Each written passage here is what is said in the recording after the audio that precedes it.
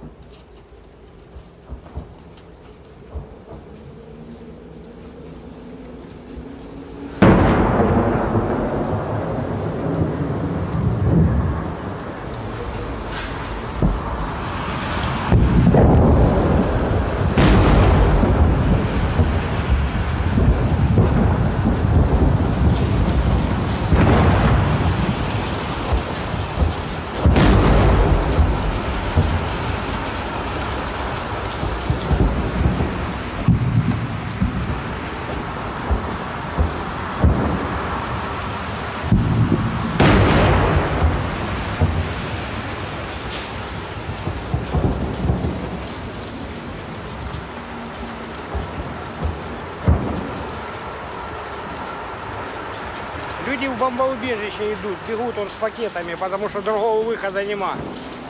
В квартире оставаться, но небезопасно.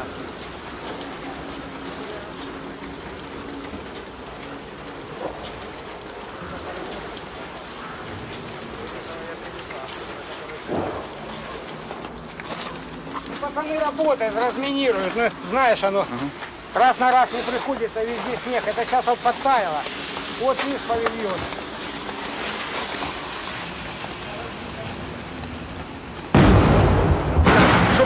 Пожалуйста.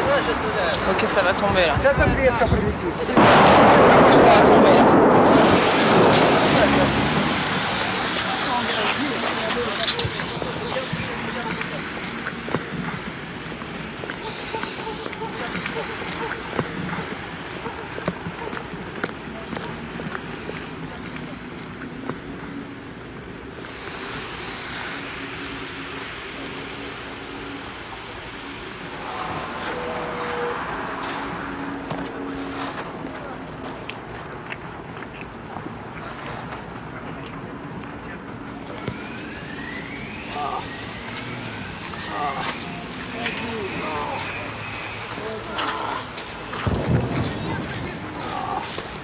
Спокойно, спокойно.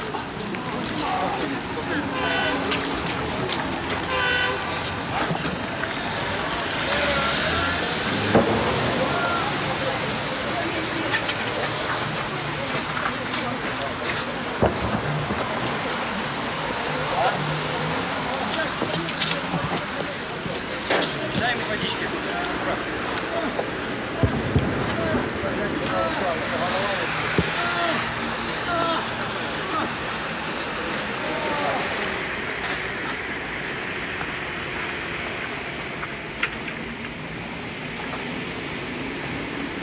Где же скорая?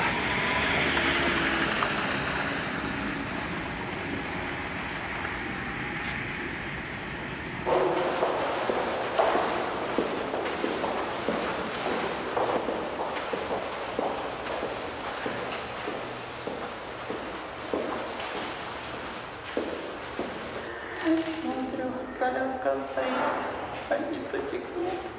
Я думала, их совсем нет. Подхожу, они лежат, как солдатики, Кима без головы. Я только увидела эту дырку, которая она у нас на все лицо открылась. И дышать она не могла. Диму уже не спасти, а Олечку, мою дочь. Врачи пытались спасти. Сделали ей там много Операция была очень сложная. Там и почки, и селезенка, и легкая. Но сознание даже не пришло. Крови много очень потеряла. Много приехало людей сдать кровь. Но уже ничего не исправить. Дочечка моя. София чудом осталась жива. Я не знаю, как это. Она была с ними в колясочке. Колясочку всю размывала на кусочки. Она плачет. И ручка телепается. И это пальчики все висят. Покажу, не вижу.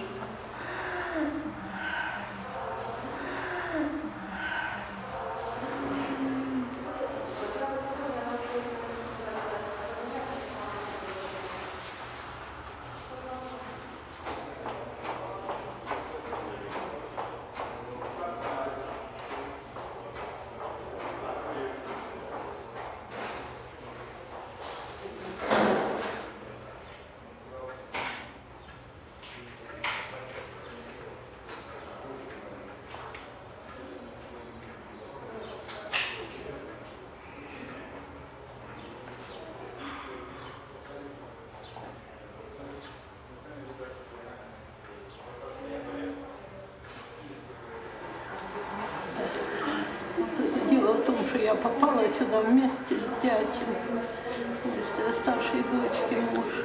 Дядя стояли на остановке, как шарахнул.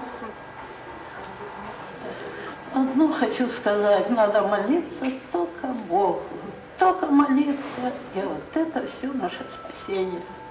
За наши грехи мы вот это получаем, потому что мы откоснулись от Бога, повернулись задом до Бога. И поэтому мы это... И я так понимаю. А как кто другой как понимает, я не знаю.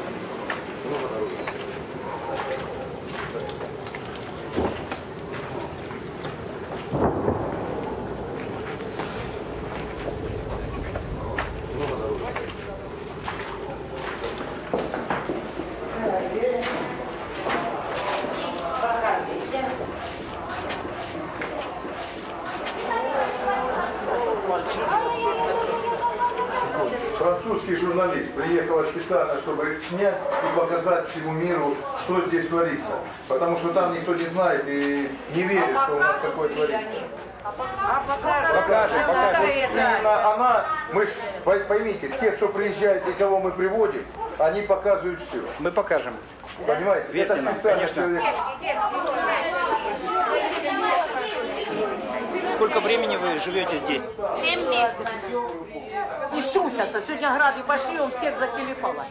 Это те, вот, которые с лета, они ж тут же и находятся, семьи. И теперь же уже и не выедешь. Поуезжали, поприезжали опять, а куда? Эти маленькие дети все лето солнце не видят. Потому что солнца нет. Это что, вот дети сидят, это что, террористы? Вот что это за страна, в которой свои же своих убивают. Детей, стариков и прочих. Что это за страна? И какой ты президент, когда ты делишь детей? Дети все одинаковые. Причем дети? Дети не виноваты ни в чем. А он говорит, наши дети будут учиться, а ваши пусть по подвалам сидят. Если бы это пришел враг откуда-то сюда, а то брат на брата пошел, семьи поразделялись, бомбежки, войну такую устроили, таких времен вина, дети гибнут, дома Сепаратисты, рушатся. где тут Попробуйте сепаратисты? остановить теперь это все. Вот бабушка задыхается каждую ночь. Ей надо в больницу, она в больницу попасть не может. А то у вас так целый этот самый мир за вас стал, когда у вас убили 12 человек. А когда у нас тысячи гибнут, никто ничего не говорит. В подвале его инсульт схватил, и он тут умер. Они разве за людей нас считают?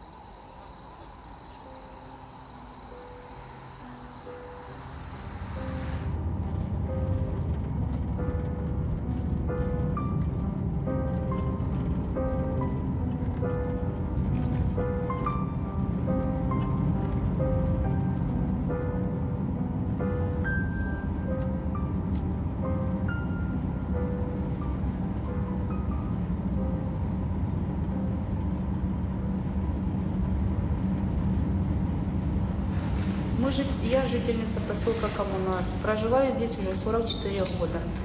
16 августа к нам зашли украинские войска.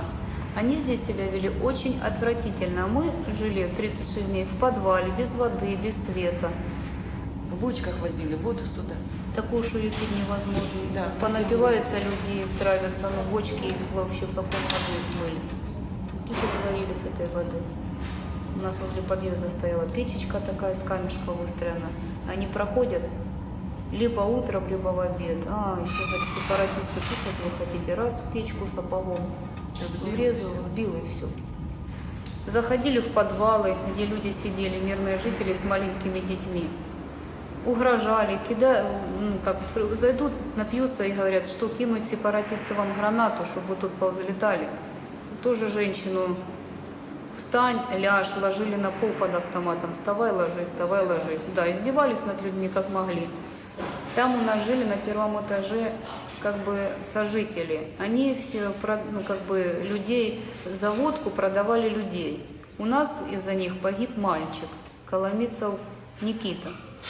Он стоял был в ДНР, да, на блокпосту этот мальчик, потом он вернулся домой, и они его за водку продали украинской гвардии, что он стоял там и там, и напились и говорят, а ты, Никита, расскажешь, где ты стоял, что? И этого мальчика забрали, здесь в клубе издевались, били, отрезали ему уши и выкинули его в шахту номер 22 на телефон. Вот. Здравствуйте. Здравствуйте. Вот так вот мы. Сколько находили на шахте на 22 и беременную женщину с отрезанной головой. И так сколько находили людей. Руки связаны, рот скотчем заклеенный. Это ж вообще, это садисты. Кто без ушей. Все понятно, но при чем здесь мирные жители? Зачем над людьми издеваться? Если кто-то не может где-то что-то поделить, причем Шахтерский поселок, люди работали в шахтах. Все это самое семейное, все это, как-то так вот получилось, что люди, как ненужный элемент оказались мы здесь, рабочие. Людей понаходили без голов, без ушей, очень много людей.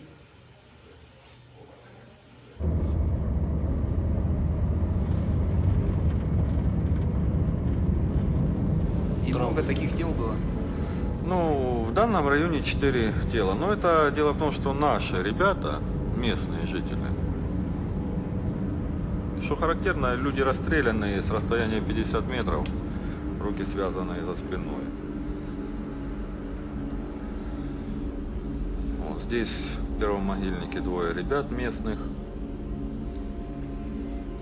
Вот здесь в этом могильнике обнаружено 2 женщины, 1 беременная и мужчина. Также само расстрелянные с расстояния 50 метров.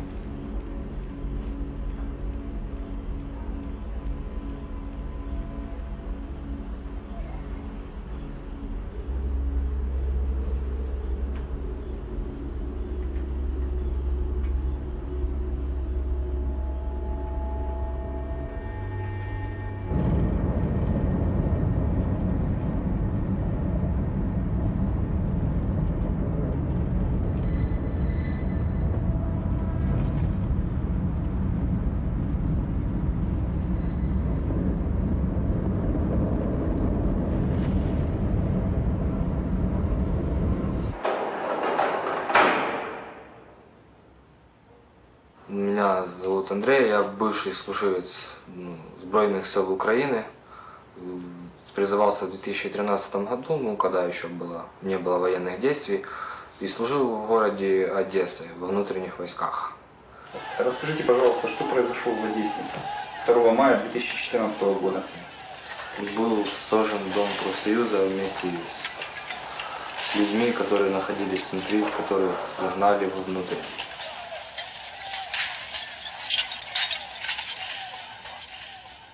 Рядом находился лагерь русскоязычных, тех, кто протестовал против запрета русского языка. Просто украинские националисты автобусами приехали разогнать русских активистов. И все, кто там были, даже женщины, кто хотел спрятаться, просто бежали в дом для защиты. Никто не ожидал, что его так просто возьмут и подпалят. Пытаясь спастись от угарного, чтобы не сгореть, люди выпрыгивали. Их просто так растаскивали, били, избивали, насилие. Смотря кто бывал, такие, может, даже помогали. В основном люди в масках избивали до смерти. Кто эти люди в масках? Наверное, правый сектор. Почему Национальная гвардия не помешала правому сектору? Простой солдат выполнял всего лишь приказы, нам приказ никто не дал. Сказали просто стоять между, и все. И почему они это все делали? Хотели истребить, мне кажется, русское население. Потому что им не понравилось, что русские активисты там вышли на какой-то... И сколько погибших было в Одессе? Около 50 человек. Арестовали ли виновных в этом происшествии? Поступали какие-то приказы из Киева, выше их отпускали просто, ни в чем не виноватых. Так вот все это, в принципе, происходило.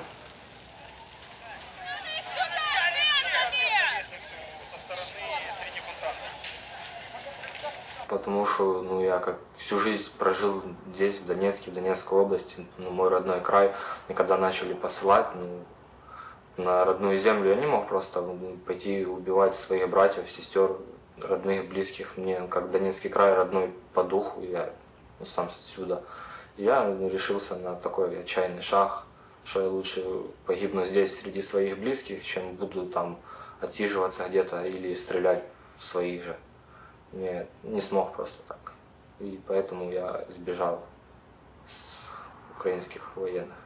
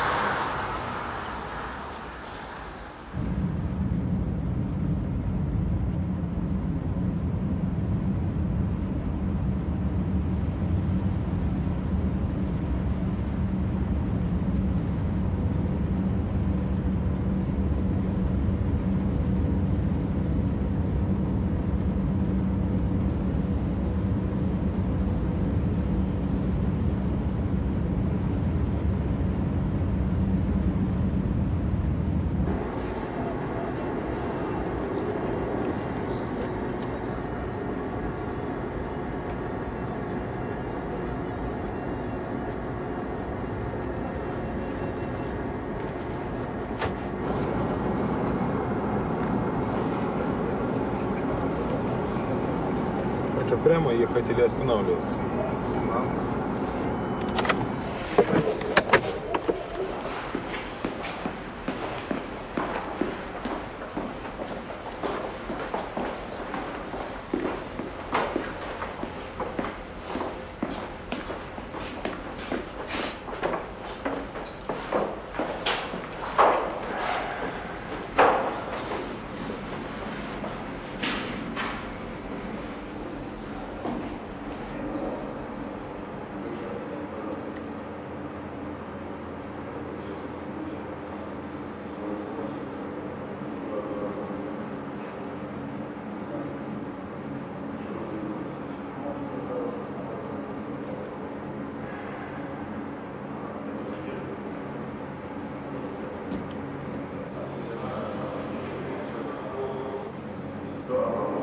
Вот она же звездная жизнь. А это мы вот живем 8 лет. Ой, 8, извините, 8 месяцев. Уже мозги вместо кисель. Вот. И родственники все поразъезжали, все это самое. А мы остались. Где-то, говорит, вот кричат, что надо уехать. А с чем уехать? Где-то ехать нужны деньги. Мне 65 лет. Где я нужна? Работы нигде нет. Вот. И с таким здоровьем, с таким возрастом, так же, как и молодежь. Вот. И они говорят, вот в России гнобит нас вот это. Предоставьте работу здесь людям, на Украине. Вы же уничтожили все, вы же все шахты, заводы, вы же все позакрывали. Ничего же нет. Где людям работать? Вот и вынуждены люди ехать туда, где им предоставляют работу. Ищут, не зря говорят, рыба где глубже, человек где лучше. —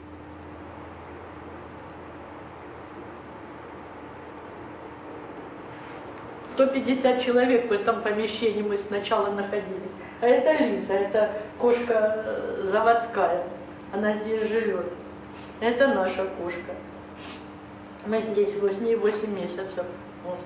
А дети, я говорю, что как начали бомбить 25 июля, я же говорю, что мы еле детей вывезли отсюда. Под бомбежками и все. И скитаются сейчас. Ну, как внучка говорит, бабушка, если бы не война, говорит, я бы не побывала ни в Белоруссии, ни в России. Вот, говорю, лучше бы не было этой войны, лучше бы ты так проехала и в Белоруссию, и в Россию, чем сейчас вот это так. Ну, не знаю, меня просто вот это общество европейское поражает. Как это так? Вы же видите, что идет, братоубийственная война, гражданская война. Неужели нельзя повлиять на них? Неужели нельзя принять меры к нашему правительству? Что мы тоже украинский народ. Хотя мы родились в Советском Союзе, да. Я не против того, что я родилась в Советском Союзе. Но мы жили, не существовали так, как вот мы сейчас существуем. Волочим вот это существование. Действительно, он сказал, что бомжи у них живут лучше, чем мы. У меня есть квартира, есть где спать, есть где сесть за стол. То я там не могу находиться, потому что я не знаю, в какой момент они начнут бомбить.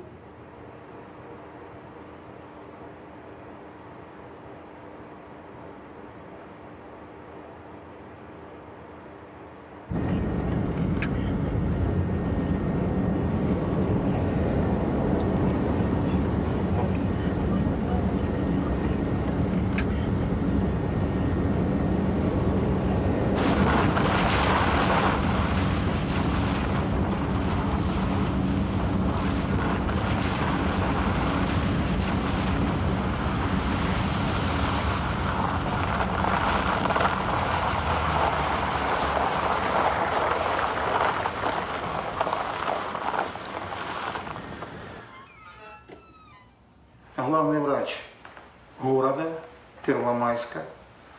Значит, мы видим практически ежедневно, как страдает население не только от тех обстрелов и получая оскольчатые ранения, но всплеск.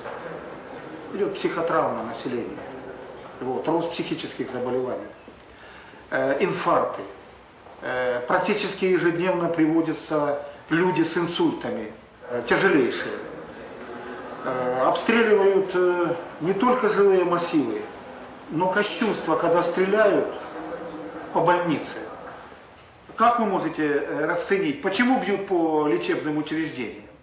И кто может вот оценить вот это вот, сказать, что кто, когда французы приехали сюда, врачи без границ, и врач скорой помощи, после того, как мы показали вот эти все развалины врачам без границ, в частности Франция, были итальянцы, поляки, и задали вопрос, возможно ли в 21 веке там это, вот эти вот такое, что происходит у нас сейчас в городе Шахтерском, Первомайске, то этот доктор крикнул «но, это нонсенс».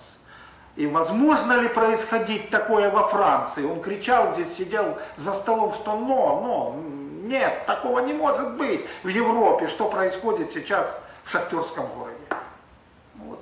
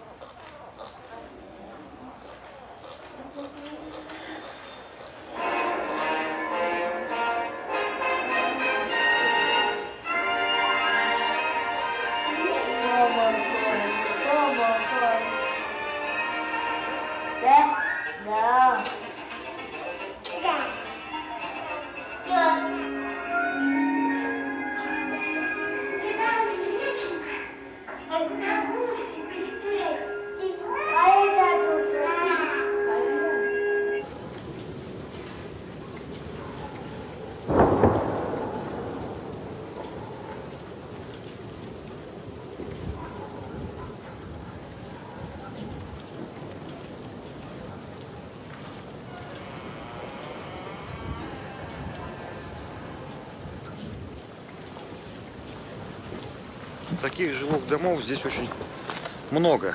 Но если мы обратим внимание на позиции ополченцев, на комендатуру, на те точки, где находится ополчение, все здания, все позиции целы. Неужели украинская армия не знает, где находится их, ну скажем так, враг? Где находятся позиции людей, обороняющих этот город? Прекрасно знают. Но заметьте, стреляют по домам, попадают в жилые дома, попадают в инфраструктуру, детские сады, школы, больницы. Для чего стреляют именно по мирным жителям?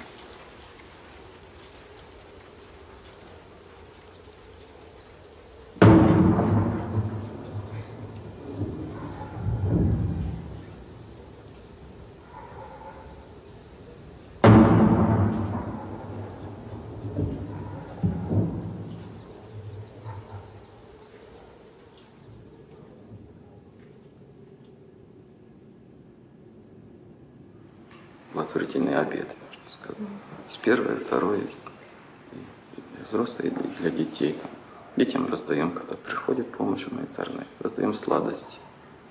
На праздники раздавали, на Рождество, на Николая Угодника, 19 декабря праздник был. Также давали детям подарки, они готовили концерты в эти дни. Как бы духовная жизнь на приходе, она не остановилась. Жизнь так. Служба совершается, мы молимся. Погребение тоже. Кто остался в городе, есть случаи, когда люди умирают, приглашают меня, бывает. Кого на улице, кого на кладбище, кого дома, в квартире, в доме, куда. Ну, подпевание происходит. Конечно, вчера было. Похорон заказали, но в связи с тем, что стреляли, бомбили, отказали людям. Похоронили, а потом приходят, землю печатают, просто приносят в церковь. Ну, конечно, самое первое, это чтобы Бог мир послал, чтобы прекратились эти. Это самое главное, что люди просят. Потому что это не закончилось. Можно верить в это. Не закончилось.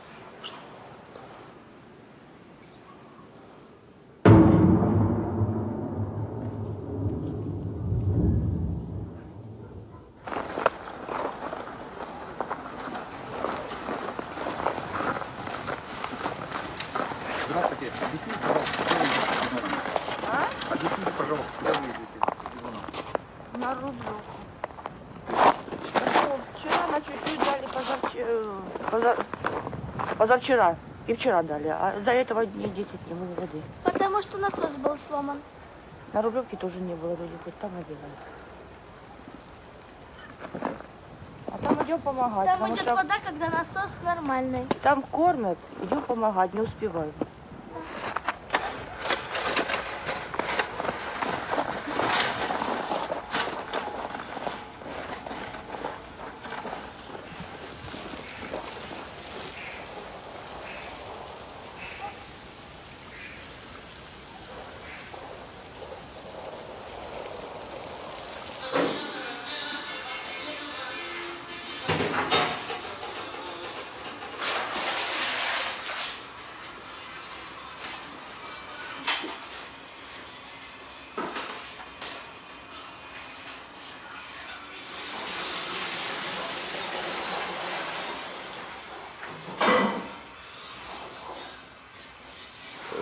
Смена, мы работаем с 8 утра и людей начинаем кормить с 12 до 2. Люди обедают. Первое мы готовим, второе и чай горячий. И сколько за раз вы принимаете человек? От 320 до 400. 370 у нас вот было вот позавчера, вчера. И какие категории граждан обедают здесь? В основном пожилые люди все, бабушки, дедушки. А школьники? Детей мало очень. Кто, если только с собой детей приводят. Все по бомбоубежищу, да, скорее в подвалах, всего. Да. И сколько у вас здесь работников? 4 на кухне и 6 человек. И все вы, получается, волонтеры? Да. Добровольцы?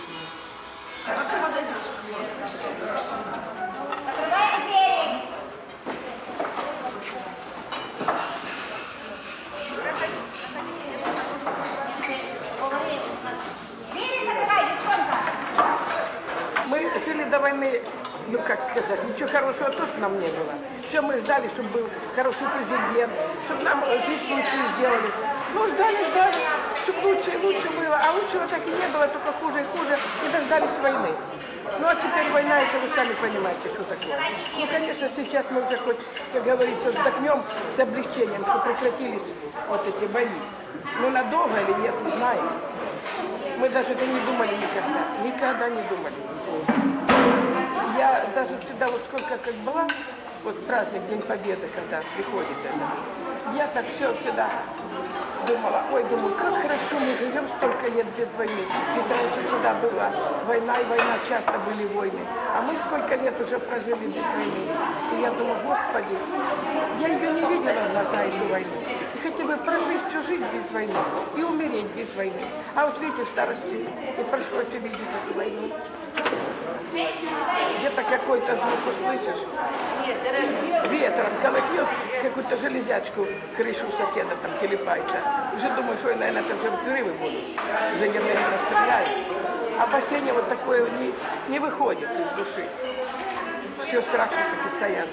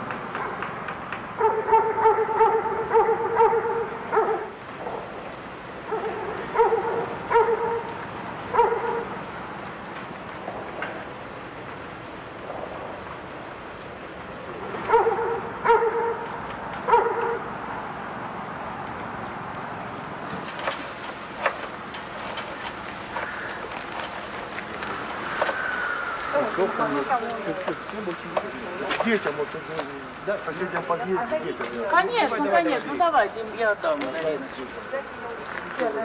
Были макароны, все, как там в городе люди подходили, порасовали.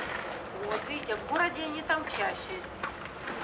Сколько же здесь это длилось? С 19 января по 18 февраля. День в день, утром, днем и вечером. А так, Тань, а у тебя что там? Окна тоже. Ну я тоже окна полностью. Но мне надо, если честно, надо менять окна полностью. В чем мы виноваты? В чем? Отрабатывали по 40 лет стажа вот я на шахте работаю. Муж умер, тоже 37 лет работал. И что мы виноваты? Ну что мы виноваты на сегодняшний день? Пенсию сейчас не выплачивают. Не выплачивают пенсию. Не нам, мы уже попроживали уже столько времени. На внуке, правнуке. У меня правнучке 2 месяца. И он не работает, она не работает. Я говорю, что не получают? Ну, получают они на детей, там вот это детское там, питание, памперсы, это все. А так надо ж кушать. Страдаем.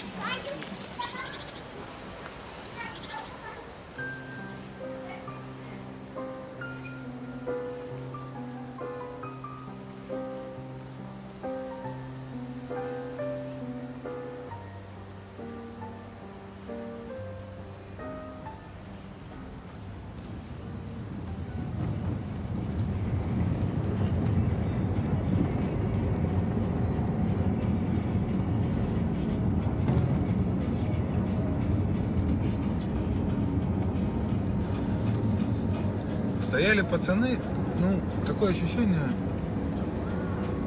ну, во-первых, стояли с берданками, с дедовым, ну, автомат был один, по-моему, у них на весь блокпост. Это ополчение было? Да, ополчение.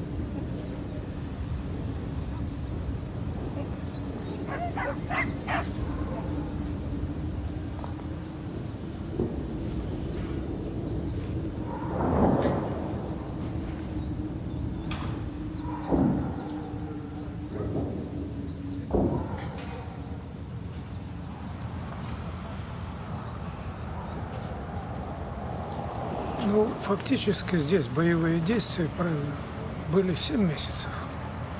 24 июня и вот до нынешнего времени. Тут применялось огромное количество техники, больших калибров, артиллерия, особенно грады, вот эти тайфуны, в общем, вся вот эта вот техника массового уничтожения. Сам город Дебальцево пострадал. Тут нет дома, который бы не пострадал от боевых действий. Я вот живу рядышком, это обстреливалось предприятие, ну и досталось и мне. Очень хорошо досталось нашему двору здесь. Железная дорога, это пассажирская, самая большая сортировочная станция на дальше.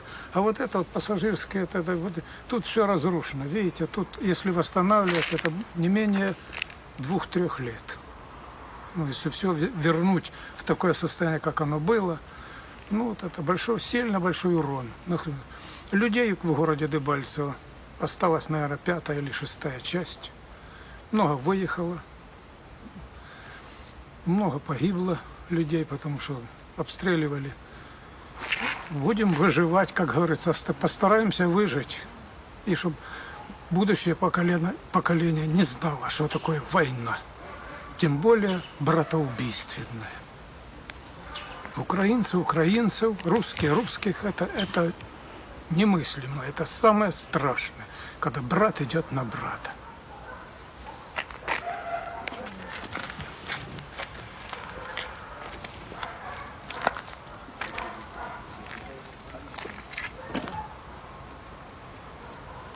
уже научились, как говорится, за это время определять, кто стреляет, чем стреляет и где будет взрываться.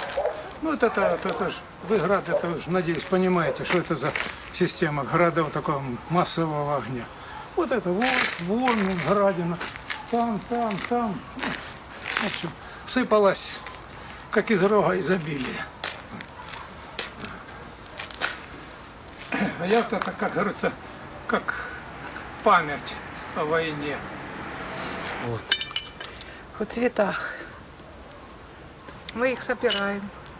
Потом выношу их туда вот до пути. Выносим в ямы, которые то воронки, то засыпаем. Там град ударил, так мы туда в ямку выносим. Вот это всё. Вот это, такого добра, вот так. Ну, конечно, то, что не взорвалось, то, что целое, мы приглашали саперов, они все это дело уничтожали. Ну, вы слышите, то сейчас такие взрывы, это идет уничтожение вот таких боеприпасов. Такого добра, вот так у нас. Пошли, Роберт. До свидания. Спасибо. Спасибо, до свидания.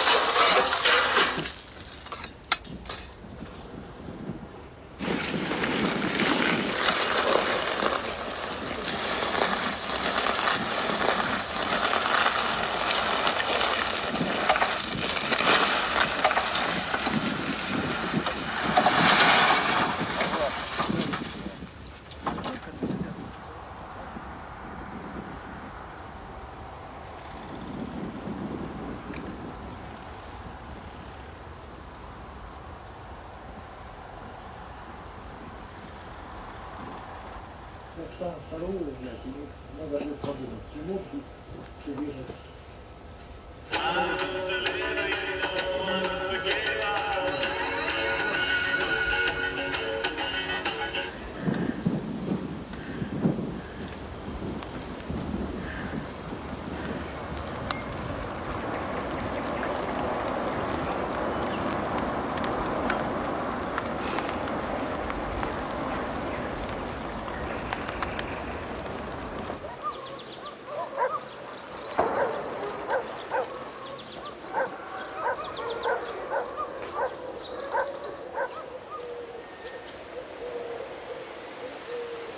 С мая месяца начали стрелять, когда аэропорт брали. школу, вон видно, над входом град. Дальше над спортзалом град.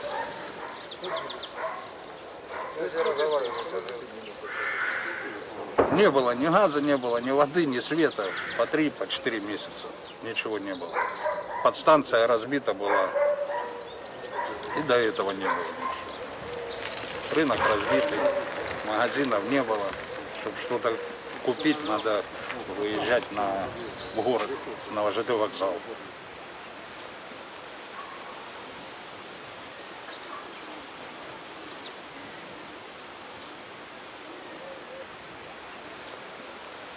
Люди вот пятиэтажка. Один человек только живет, которому уехать некуда, и все, больше нет. Зимой отопления не было. Воды нет до сих пор там.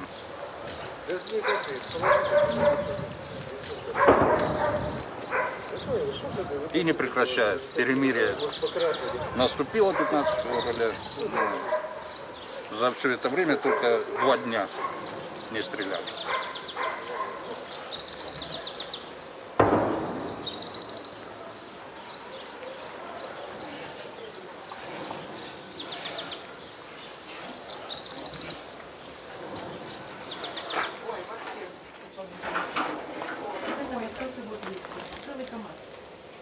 Это мы собрали все железки, что осталось от дивана, от кровати, холодильника, вон плита. Нагреватели, все. Мойка, ну я не знаю, дивана, ну, вон, видите, это то, что посуда осталась. Все. Когда было католическое Рождество, они праздновали Рождество свое. Да, и стреляли зажигалками, ракетами, фосфорными тут все чем небо только не сверкало. Вот И вот и попало результат. прямое попадание, у нас все сгорело. Вот здесь вещи мои лежат. Вот вещи. Мы вот сейчас вам они. покажем то, что мы Диваны, выгребли. холодильники, вот они. Нам жить негде, мы надеемся, что еще что-то будет, восстановление этого дома, поэтому мы пришли, вот, выгружаем здесь грязь, все, сказали, пока окон нет, у людей стекол. Фактически это нам предложили всего лишь общежитие. Хотя нам с декабря месяца мы бегаем, мы не знаем что, нас 3. Вот я, вот муж и у меня внук. У меня умерла дочка, похоронена тоже здесь на кладбище, на которое я не могу пройти. Вот, и значит вот так. А внук у меня, я опекунство.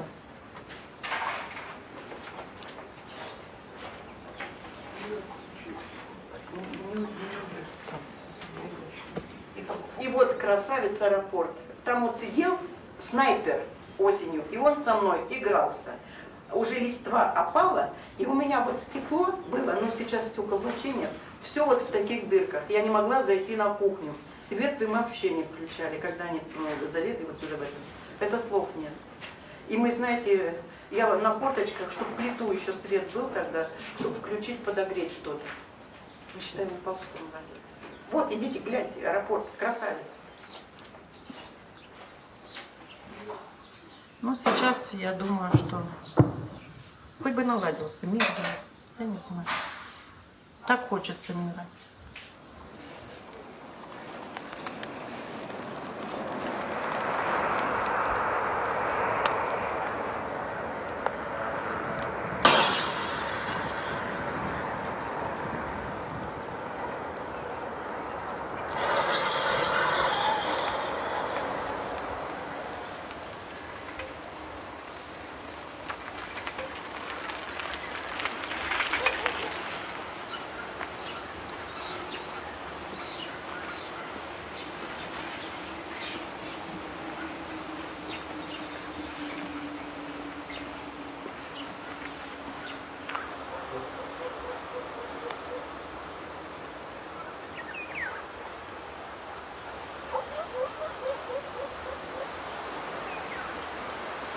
Погиб он 14 февраля, ну это как бы день влюбленных, да, день Валентина.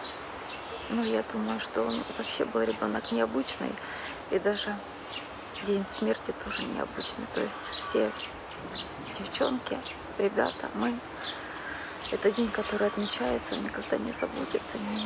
Было ему 18 лет. Назвали Георгием, потому что он 6 мая родился. По православному календарю 6 мая это день Георгия Победоносца. Это у нас Георгий. Но он не воевал с украинцами, понимаете, он воевал с вот этим беззаконием, с людьми, которые пришли убивать. Он говорил: мамочка, а кто тебя защитит? Кто? Кто защитит тебя и Сэма, меньшего брата? Поэтому, да, у нас есть знакомые, есть масса примеров, которые взяли оружие и пошли. Это и дети, и семьями ушли, и люди оставили бизнес. И, наверное, самое большое ошибочное мнение, когда считают, что здесь воюют российские войска. Ну, во-первых, русские и украинцы, как бы они ни говорили, мы все равно все славяне. И славяне по духу. То есть... Если бы здесь воевали русские войска, через неделю уже настал бы мир. Да. И Порошенко где-нибудь воюют дети. Сидел бы в Америке, вонючей. Нельзя так говорить. Лизал бы жопу своему президенту Обаме. Нельзя такое говорить. Можно это говорить. Вот. Воюют дети, понимаете, дети берутся за оружие 18, 19, 20 лет. То есть... Кстати, этот президент, который Порошенко, я на него, наверное, может быть, как никто возлагала надежды. То есть Турчинов развязал войну. И я думала, что придет законный президент, ну, пускай он не выбирался нашими регионами, но, по крайней мере, он был выбран остальной частью Украины, как бы так это преподносилось. И я думала, что у человека хватит, ну, здравого смысла остановить вот это, то, что началось. Нельзя было допускать войны, ее нужно было останавливать. Потому что кровь льется, и она льется с двух сторон. И теряют матери с двух сторон. А терять это всегда больно.